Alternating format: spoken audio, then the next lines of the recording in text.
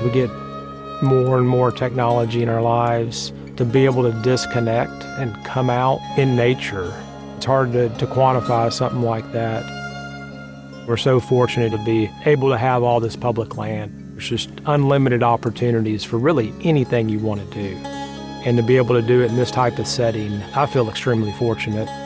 I've had the opportunity to work and live in other places in the country, and there's a draw that brings me back here.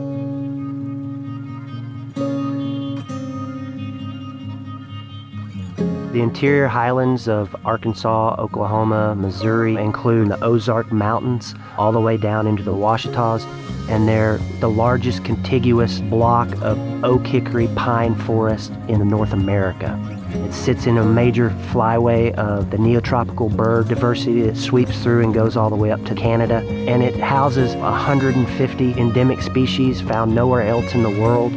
Most of the rivers and streams feed a lot of the drinking water supply to the communities surrounding this landscape of 1 million people. You could have walked through this area 30 years ago and not seen any of this because we had suppressed fires for nearly a century. The trees just got so dense and shaded out the ground layer, and you didn't have this incredible diversity of species covering this large area. It wasn't until we have researchers that start looking at the conditions and historical data that we realized that the ecosystem itself was not functioning the way it was supposed to. Something had to happen to help the forest and maintain the forest that we have. The Ozark Ouachita Interior Highlands Collaborative was formed in the early 2000s. It's a group of scientists, botanists, ecologists, timber managers from multiple agencies across Arkansas. The Forest Service leaned heavily on that collaborative to bring those people to the table. We needed practices like prescribed burnings and thinnings, removing trees from the landscape to open the canopy so that more light will hit the ground and help the reestablishment of grasses and forbs. With that, the forest started to basically heal itself. The overstory trees that were left started to thrive. The understory started to thrive. If you have more plant diversity, you end up with more insect diversity. More insect diversity leads to more bird diversity, reptiles, everything. It's more than that. It's the water.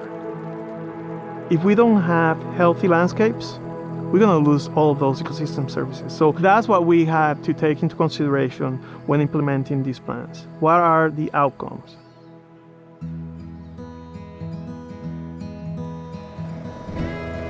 Equipment, funding, the land base is necessary, but all of those things are just the components of success. The piece that really brings it all together is the relationships among those motivated people who really believe that they can restore health and vitality and diversity to an ecosystem for the long term.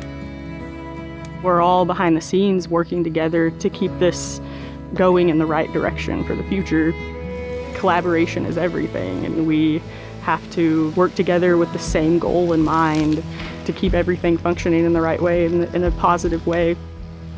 We have some really unique places that were not there 20 years ago. We have the glades and the pine bluestem communities.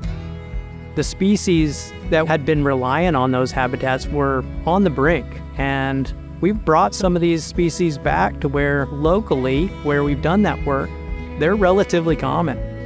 And so that is special. We've planted the seeds. There's still a lot of work to be done, but we've shown that you can bring these habitats back and that the species that rely on them will respond and they will thrive. This might be an example for others. Continue working, promote collaborative work, healthy ecosystems, and we will conserve the landscape. We do this to ensure that current and future generations can enjoy this type of forest. This work is doing that. It is possible.